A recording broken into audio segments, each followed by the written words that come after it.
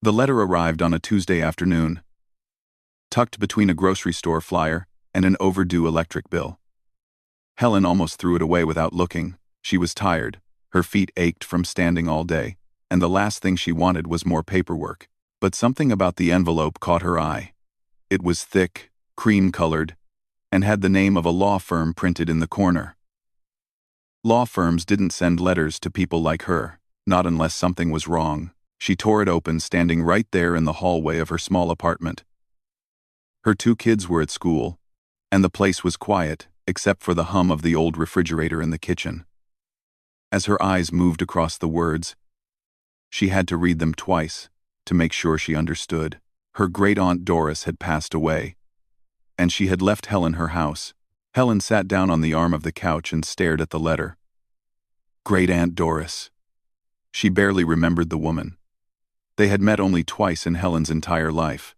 Once at a family reunion when Helen was about 7 years old, and again at her grandmother's funeral nearly 20 years ago. Doris had been a strange, quiet woman who kept to herself. She never married, never had children, and lived alone in some old house out in Pennsylvania. And now that house belonged to Helen. At first, she didn't know how to feel. It wasn't like winning the lottery. It wasn't like some rich relative had suddenly appeared and changed her life.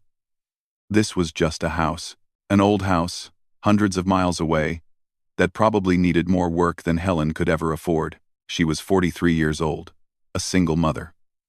She worked as a housekeeper at a hotel downtown, scrubbing toilets and changing sheets for guests who never even looked her in the eye. Some days she picked up extra shifts at a laundromat just to make ends meet.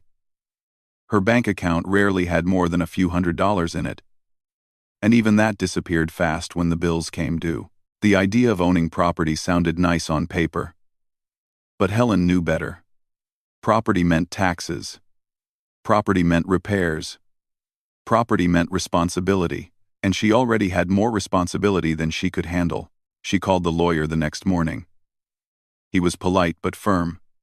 According to the will, Helen had 60 days to claim the estate.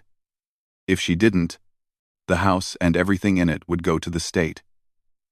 He explained that Doris had no other living relatives. Helen was the only one. That part surprised her. She had always assumed there were others. Cousins, maybe. Someone closer to Doris who would take care of things.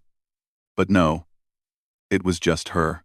The lawyer suggested she visit the property before making any decisions. He said the house was old but still standing.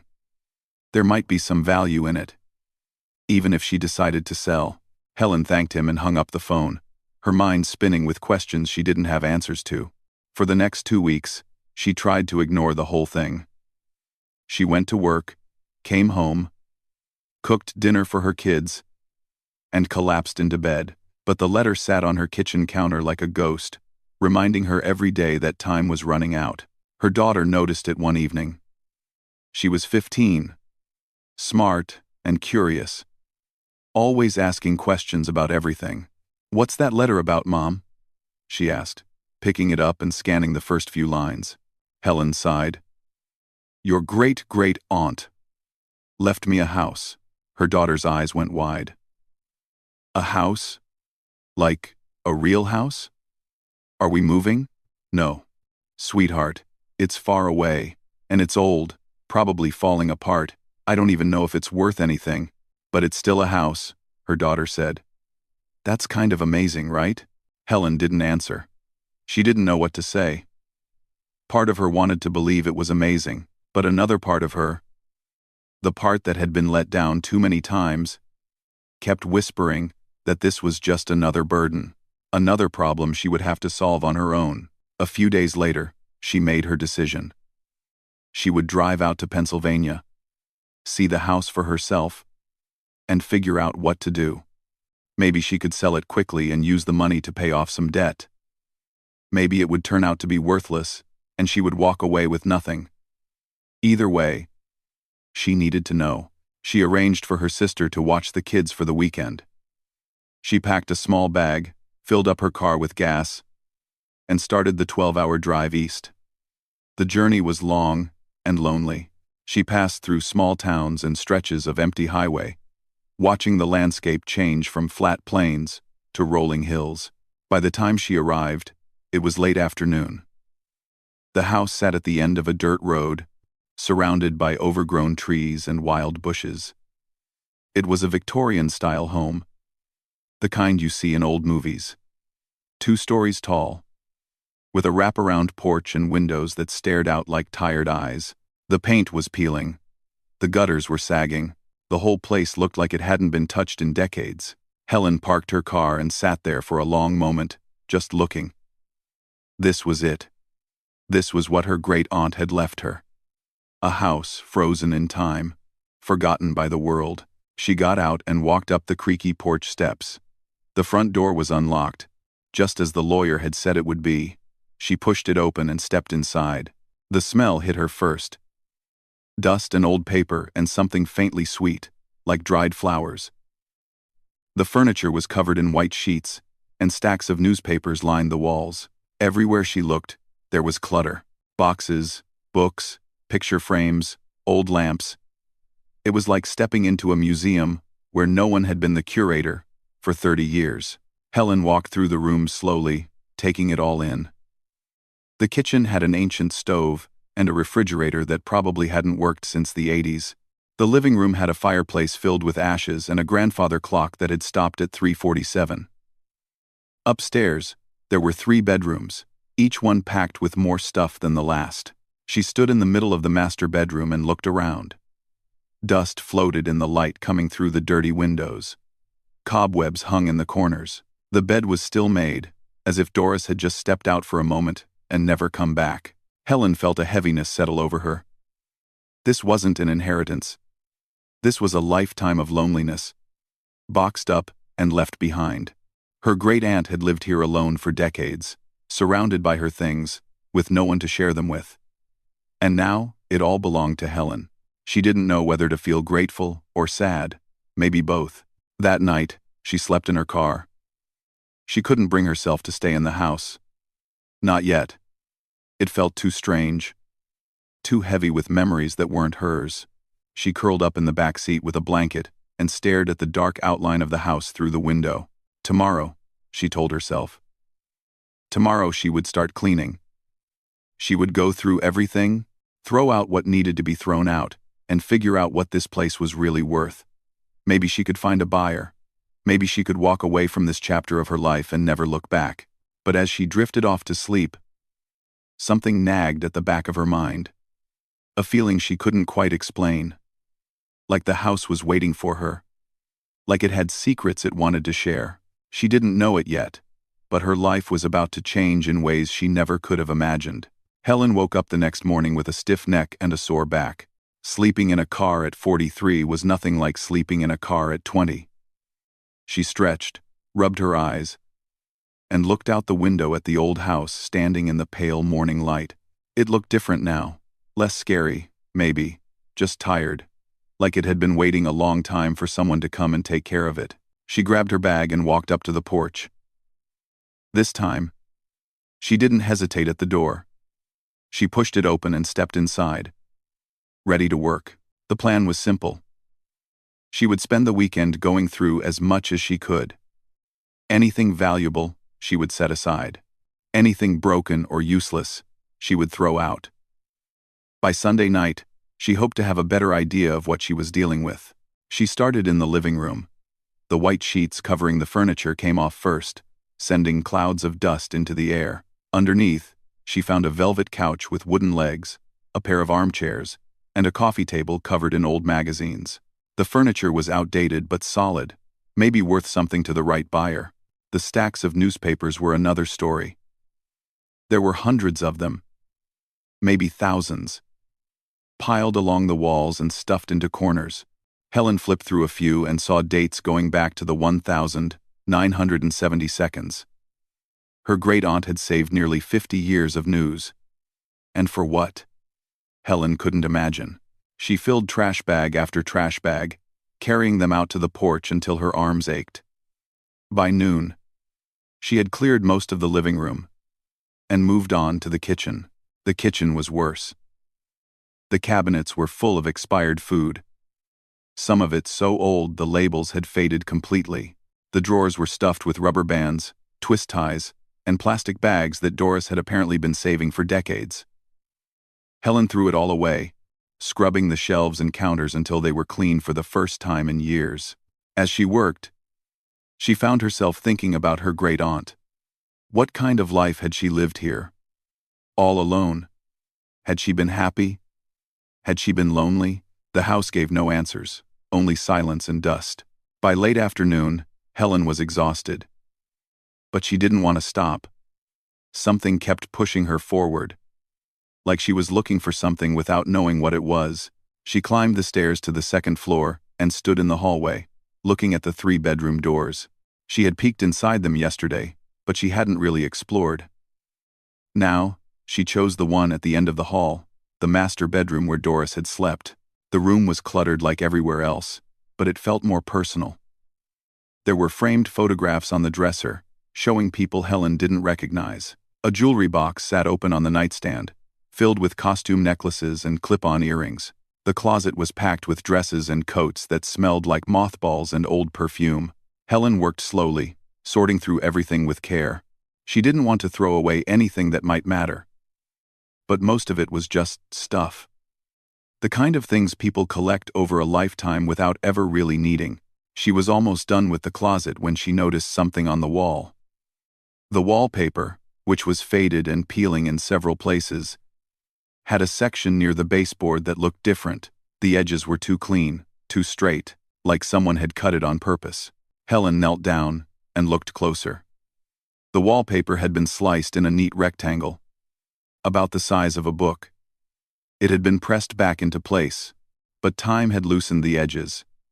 She could see a gap between the paper and the wall underneath. Her heart beat a little faster. She didn't know why. It was probably nothing. Just old wallpaper coming loose like everything else in this house. But something told her to look. She reached out and pulled gently at the corner.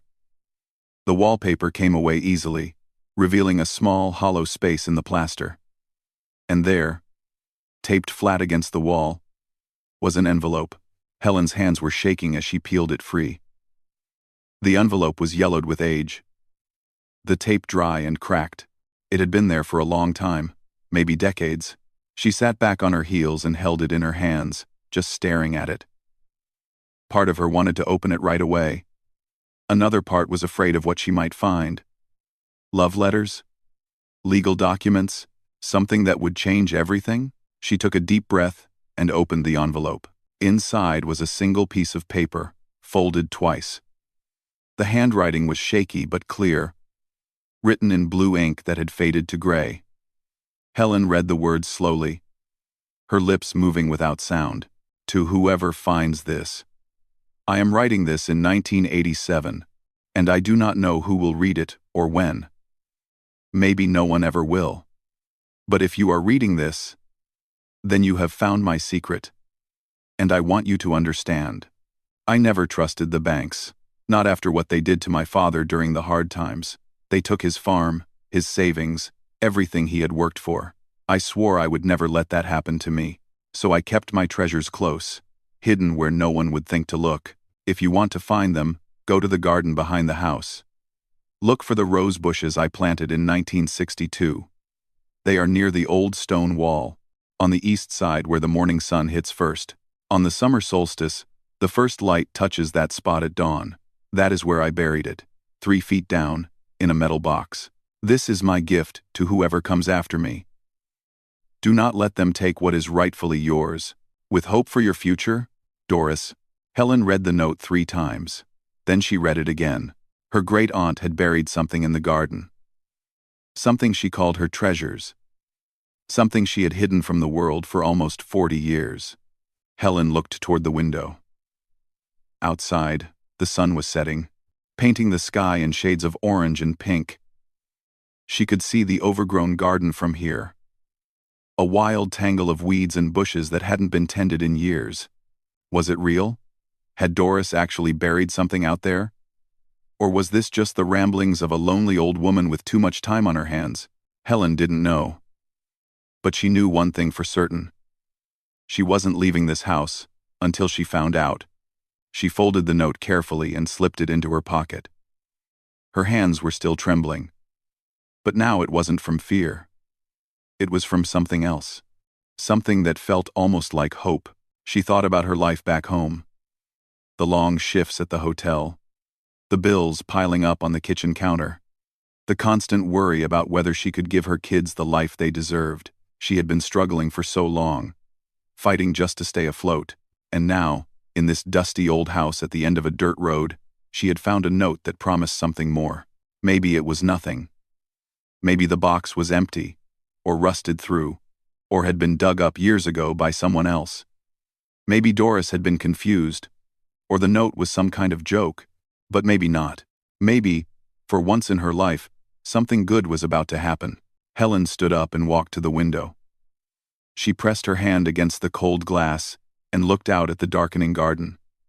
The rose bushes were out there somewhere, hidden among the weeds, and beneath them, 3 feet down, was a secret that had been waiting nearly 4 decades to be found.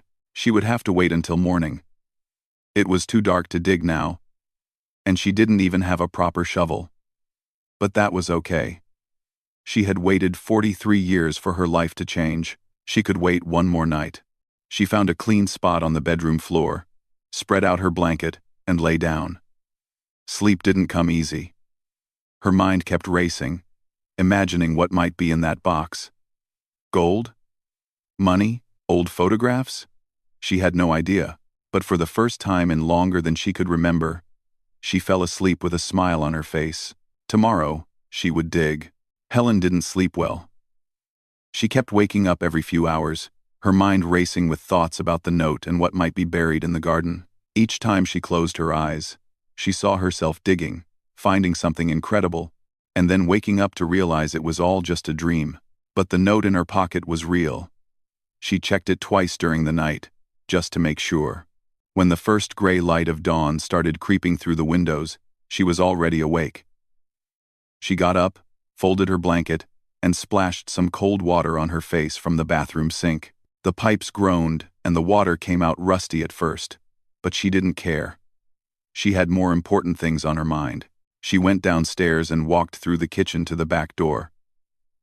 It stuck when she tried to open it, swollen from years of humidity and neglect. She put her shoulder against it and pushed hard. The door gave way with a loud crack, and suddenly she was standing on the back porch, looking out at the garden. It was a mess. Weeds had taken over everything, growing waist-high in some places. Old flower beds had become tangled jungles of wild plants and thorny bushes. A stone path that once led through the garden was now barely visible, most of it swallowed by grass and moss. But Helen wasn't looking at the weeds. She was looking for the rose bushes. The note had said they were on the east side, near an old stone wall. She walked down the porch steps and started making her way through the overgrowth, pushing aside branches and stepping carefully over roots. The morning air was cool and damp, and birds were singing somewhere in the trees. She found the stone wall first. It was low, maybe 2 feet high, made of rough gray stones stacked together without mortar. Ivy had grown over most of it, but it was still standing after all these years. And there, just a few feet away from the wall, she saw them. The rose bushes. They had grown wild and untamed, their branches reaching out in all directions. The flowers were long gone, but the plants were still alive, their thorny stems thick and strong. Helen counted 3 bushes, planted in a row, just like Doris had described. She stood there for a moment, just looking at them. Her great-aunt had planted these roses in 1962. That was over 60 years ago. And somewhere beneath them, she had buried her secret. Helen needed a shovel. She remembered seeing a shed on the side of the house when she arrived. She made her way back through the weeds and found it, a small wooden structure with a rusted metal roof. The door was held shut by a piece of wire twisted around a nail. She unwound it and pulled the door open. Inside, the shed was dark and smelled like oil and old dirt. Garden tools hung on the walls, most of them covered in cobwebs. There were rakes, hoes, a pair of pruning shears, and there, leaning in the corner, an old shovel. Helen grabbed it and headed back to the garden. The note had mentioned the summer solstice, the longest day of the year, when the morning sun first touched that spot at dawn. But Helen couldn't wait for the solstice. That was months away. She would have to guess. She looked at where the sun was rising, a soft, golden glow on the eastern horizon. The light was just starting to reach the garden. Creeping slowly across the ground, she watched as it moved toward the rose bushes, inch by inch, until finally it touched the base of the middle bush. That had to be the spot. Helen positioned herself next to the bush and pushed the shovel into the ground. The earth was soft from recent rain, which made digging easier than she expected. She lifted one shovelful of dirt, then another, piling it beside the hole. She dug for what felt like forever. Her arms started to ache after the first foot. By the second foot, her back was screaming at her to stop. But she kept going, driven by something stronger than pain. She had to know. She had to find out if Doris's note was real. 3 feet, the note had said. 3 feet down. When her shovel was almost at that depth, it hit something hard. Helen froze. Her heart was pounding so loud she could hear it in her ears. She dropped to her knees and started digging with her hands, pulling away clumps of dirt and tossing them aside. The soil was cold and wet against her fingers, but she didn't care. And then she saw it. A metal box, about the size of a small suitcase, buried in the earth just like Doris had written. It was covered in rust and dirt. But it was there. It was real. Helen sat back on her heels and stared at it. She was breathing hard. Her hands were filthy, and there were tears running down her cheeks. She didn't even realize she was crying until she tasted salt on her lips. She had found it. After all these years, she had actually found it. It took her several minutes to dig the box completely free. It was heavier than she expected, and she had to use all her strength to lift it out of the hole. She set it on the grass beside her and knelt in front of it, wiping her hands on her jeans. The box was locked with a simple latch, but decades of rust had sealed it shut. Helen looked around for something to pry it open. She found a flat rock near the stone wall and used it to hammer at the latch. Once, twice, 3 times. On the 4th hit, the latch broke free. Helen took a deep breath. This was the moment. Whatever was inside this box would change everything, or change nothing. She didn't know which scared her more. She lifted the lid. At first, she didn't understand what she was looking at. The inside of the box was lined with old cloth, and resting on the cloth were stacks of something gold. Coins, dozens of them, maybe 100, all neatly arranged in rows. Helen picked one up and held it in her trembling hand. It was heavy, much heavier than she expected. The surface was worn, but still shiny, with an image of a woman on one side and an eagle on the other. She didn't know much about coins, but she knew this wasn't ordinary money. Beneath the coins were several small velvet pouches, tied shut with string. Helen opened one and poured its contents into her palm. Diamonds. Small, clear stones that caught the morning light and sparkled like stars. She opened another pouch. More diamonds. And something else too. Rubies. Maybe. Or garnets. Deep red stones that glowed like drops of blood against her dirty skin. At the bottom of the box was a leather journal, old and worn, with Doris's name written on the cover in faded gold letters. Helen opened it and saw page after page of handwritten notes, dates and numbers and descriptions. It was a record, she realized. A record of everything Doris had collected over the years, every coin, every gem, every piece of treasure she had hidden away from a world she didn't trust. Helen sat in the dirt, surrounded by more wealth than she had ever seen in her life. She didn't know what any of it was worth. Thousands? Tens of thousands? More? She couldn't even guess. She thought about her great-aunt, alone in this house for all those years, slowly building her secret fortune. Had she ever planned to spend it?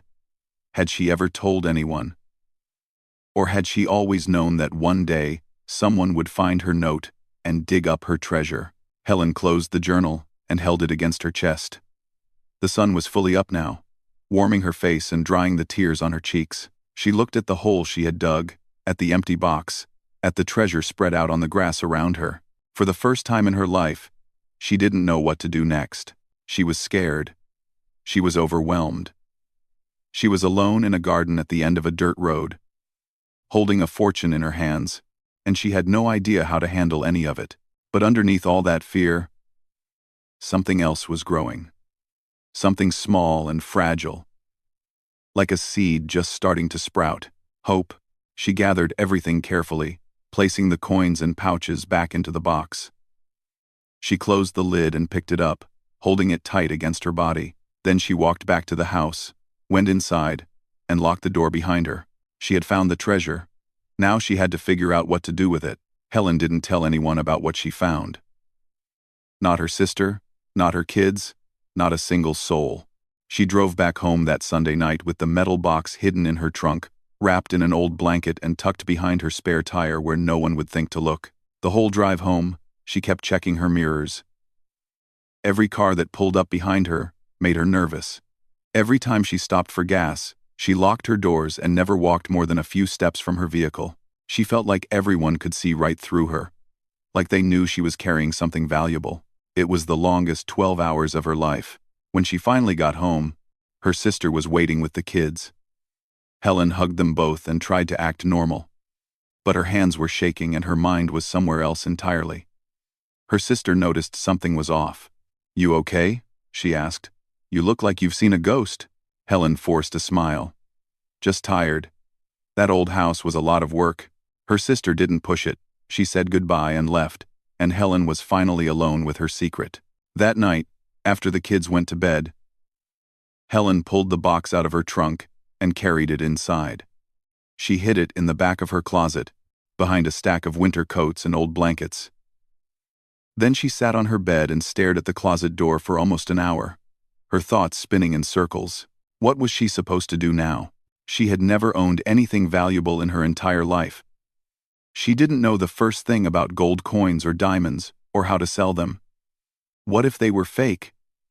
What if they were stolen? What if someone came looking for them? The questions kept her awake all night. By morning, she was exhausted and more confused than ever. Days passed, then weeks. Helen went back to work, scrubbing hotel rooms and folding laundry like nothing had changed. But everything had changed. She just didn't know how to deal with it. She found herself thinking about the treasure constantly. During her shifts, she would imagine what the coins might be worth. At night, she would lie awake wondering if she should tell someone. Every time she opened her closet, she felt a mix of excitement and fear that made her stomach twist into knots. She started having trouble sleeping. She jumped at small noises. She checked the locks on her doors 3 or 4 times before going to bed. The treasure that was supposed to be a blessing was starting to feel like a curse. One evening, her daughter came into her room while Helen was folding laundry. She sat on the edge of the bed and looked at her mother with worried eyes. "Mom, are you okay? You've been acting weird ever since you came back from that house." Helen stopped folding and looked at her daughter. She wanted to tell her everything. She wanted to share this incredible secret with someone who would understand. But she was afraid. Afraid of what might happen if word got out. Afraid of putting her children in danger. "I'm fine, sweetheart," she said. "Just a lot on my mind." Her daughter didn't look convinced. But she didn't argue. She gave Helen a hug and went back to her room, leaving Helen alone with her thoughts once again. Another week went by. Helen knew she couldn't keep living like this. The not knowing was eating her alive. She needed answers. She needed to find out if what she had found was real, and if so, what it was actually worth. She started doing research online, using the computer at the public library during her lunch breaks. She learned about gold coins and how to identify them. She read about diamonds and gemstones and how they were graded and valued. She found out that there were people called estate appraisers who could look at things like this and tell you exactly what you had. Finding one she could trust was harder. She didn't want to walk into some random shop and show them her treasure. What if they tried to cheat her? What if they called the police? She had no idea where Doris had gotten all this stuff, and she didn't want to end up in trouble for something she didn't do. Finally, after hours of searching, she found an appraiser with good reviews who worked in a city about 2 hours away. He specialized in estate collections and antique valuables. His website said he had been in business for over 30 years and had helped hundreds of families understand what their inheritances were worth. Helen called and made an appointment. The woman on the phone was friendly and professional, asking only basic questions about what Helen wanted appraised. Helen kept her answers vague, saying only that she had inherited some items from a relative and wanted to know their value. The appointment was set for the following Saturday. The night before, Helen barely slept at all. She kept going to her closet and looking at the box, making sure it was still there. She thought about all the things that could go wrong. What if the appraiser laughed at her? What if everything was worthless? What if this whole thing had been some kind of cruel joke? But she also thought about what could go right. What if the treasure was real? What if it was worth enough to change her life? Saturday morning, she got up early, loaded the box into her car, and started driving. Her hands were sweaty on the steering wheel, and her heart beat fast the entire way. When she finally pulled into the parking lot of the appraiser's office, she sat in her car for 10 minutes, trying to calm her nerves. Then she picked up the box and walked inside. The appraiser was an older man with gray hair and kind eyes. He introduced himself and led her to a small room with a table and good lighting.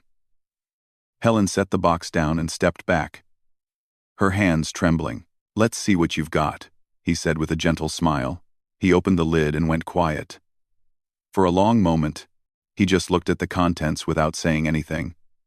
Then he reached in and picked up one of the gold coins, holding it up to the light. "Do you know what these are?"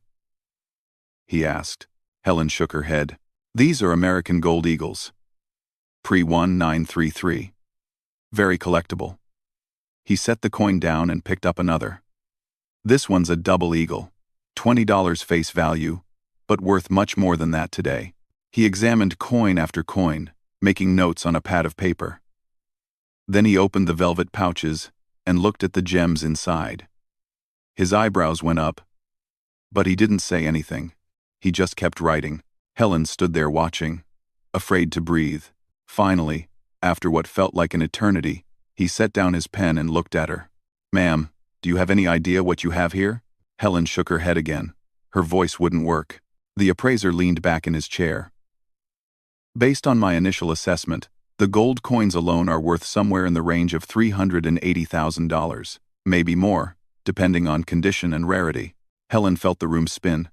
She grabbed the edge of the table to steady herself.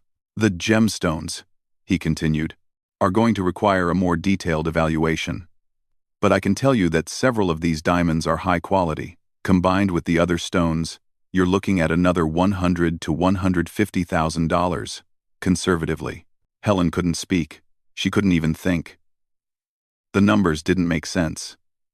They were too big, too impossible. "There are also some rare coins in here that collectors would pay a premium for," the appraiser added. "Altogether, I would estimate this collection is worth over $500,000. $500,000. Helen's knees gave out. She sank into a chair and put her face in her hands. She wasn't crying. She wasn't laughing. She was just trying to breathe. The appraiser gave her a moment. When she finally looked up, he was watching her with understanding in his eyes. "Your relative left you a genuine treasure," he said softly. "I don't know where she got all this, but she clearly spent a lifetime collecting it. And now it belongs to you." Helen thought about Doris. About the note behind the wallpaper. About the lonely old woman who never trusted banks and spent decades hiding her fortune in the ground. She had done it for someone. She had done it for Helen, and now Helen had to figure out how to honor that gift. Helen drove home from the appraiser's office in a daze. She couldn't remember most of the drive. Her mind kept repeating the same number over and over again. $500,000. $500,000. It didn't feel real. None of it felt real. When she got home, she sat in her car in the parking lot for almost an hour. She watched people coming and going from the apartment building, living their normal lives, having no idea that the woman in the old sedan was sitting on a fortune. She thought about all the years she had struggled, all the double shifts, all the times she had to choose between paying the electric bill or buying groceries, All the nights she lay awake worrying about how she was going to give her kids a decent future. And now this. She didn't sleep much that night either. But this time, it wasn't from fear. It was from trying to figure out what to do next. She knew she couldn't just walk into a bank with a box full of gold coins and diamonds. She needed help. Professional help. People who knew how to handle this kind of thing the right way. The next morning, she started making calls. The appraiser had given her some recommendations before she left. A lawyer who specialized in estates and inheritances. An accountant who could help her understand the tax implications. Helen wrote down every name and number and started reaching out one by one. It took time, weeks of meetings and paperwork and questions she didn't always understand. But slowly, step by step, things started falling into place. The lawyer confirmed that everything was legal. The treasure had belonged to Doris. And Doris had left everything to Helen in her will. There was no crime, no fraud, no stolen property. It was simply a woman who had spent her life collecting valuable things and hiding them away. And now those things belonged to her great niece. The accountant helped Helen understand what she owed in taxes. It was a lot. More money than Helen had ever seen in her life before all this happened. But even after taxes, she would still have more than enough to change everything. She sold the coins first, working with a reputable dealer the appraiser had recommended. They went through each piece carefully, identifying the rare ones and the common ones, the ones worth thousands and the ones worth hundreds. When it was all done, Helen walked away with a check that made her hands shake when she held it. The gems took longer. They had to be evaluated individually, graded and certified before they could be sold. But eventually, those were converted to cash too. Helen deposited everything into a new bank account, one she had opened just for this purpose. She stared at the balance on her statement and still couldn't believe it was real. The first thing she did was pay off her debts. The credit cards, the medical bills from when her son broke his arm 2 years ago. The money she owed her sister from all the time she had borrowed just to make ends meet. She paid every single one of them, and for the first time in her adult life, she owed nothing to anyone. The second thing she did was quit her second job. No more overnight shifts at the laundromat. No more coming home at midnight too tired to talk to her kids. She kept her job at the hotel for now, because she wasn't ready to stop working entirely. But she cut back to regular hours, and suddenly she had time. Time to cook real dinners. Time to help with homework. Time to just sit and talk. Her kids noticed the change right away. "Mom, what's going on?" her daughter asked one evening. They were sitting at the kitchen table together, something they hadn't done in months. "You seem different." "Happier," Helen smiled. She had been waiting for the right moment to tell them, and this felt like it. "I need to share something with you both," she said. "Something big." She told them everything. About the house, the note behind the wallpaper, the treasure buried in the garden. She showed them the journal that Doris had kept, the one that documented every coin and gem she had collected over the years. She explained how the appraiser had valued everything, and how she had worked with professionals to sell it all and pay the taxes. Her kids sat in stunned silence. Her son, who was 13 and usually had something to say about everything, couldn't find any words. Her daughter had tears in her eyes. "So we're rich now?" her son finally asked. Helen laughed. "We're not rich. But we're comfortable. We're safe. And I'm going to make sure this money takes care of our family for a long time." She had already met with a financial advisor to set up college funds for both kids. She had started looking at houses, real houses, with yards and enough bedrooms for everyone to have their own space. She was being careful and smart, just like the professionals had advised. This money was a gift, and she wasn't going to waste it. But the money wasn't what mattered most to Helen. It was what it represented. She thought about Doris often, the great-aunt she barely knew, who had lived alone in that old house for decades, quietly building her secret fortune. She must have been so lonely. She must have wondered if anyone would ever find her note, ever dig up her treasure, ever understand why she had done it. Helen wished she could go back in time and visit Doris, sit with her on that old porch, ask her about her life, her memories, her reasons for hiding everything away. But that wasn't possible. All she had was the journal, the note, and the knowledge that Doris had thought about the future, had thought about family she might never meet. A few months later, Helen sold the house in Pennsylvania. It was hard to let go of, even though she had only spent a few days there. But she found a young couple who fell in love with the old Victorian and promised to restore it to its former glory. They talked about raising their children there, filling the rooms with laughter and life. Helen thought Doris would have liked that. With some of the money from the house, Helen bought a small home in a quiet neighborhood. It had a little garden in the back, with plenty of space for flowers. The first thing she planted was roses. She did it on a Sunday morning in early summer, kneeling in the fresh dirt with her hands covered in soil. Her kids helped, digging holes and carrying bags of mulch. They didn't fully understand why their mother was crying while she planted flowers, but they hugged her anyway. Helen placed 3 rose bushes in a row, just like the ones Doris had planted all those years ago. She watered them carefully and stood back to admire her work. The sun was warm on her face, and a soft breeze carried the smell of fresh earth and new beginnings. She had framed Doris's note and hung it in her living room, right next to a photo of the old house. Every time she walked by, she would stop and read those faded words again. The ones about not trusting banks. The ones about keeping treasures close. The ones that ended with hope for whoever might find them. Helen had found them, and she would never forget. Every year on the summer solstice, she wakes up early and goes to her garden. She watches the sunrise touch her roses, just like it once touched the roses in Pennsylvania, and she thinks about the woman who made all of this possible, the great aunt who lived alone but never stopped believing that someday someone would find her secret. Some treasures aren't just about money. They're about connection, about family, about the invisible thread that ties one generation to the next, whispering across the years. I was here. I thought of you. I wanted you to be okay. Helen heard that whisper, and she made sure to pass it on.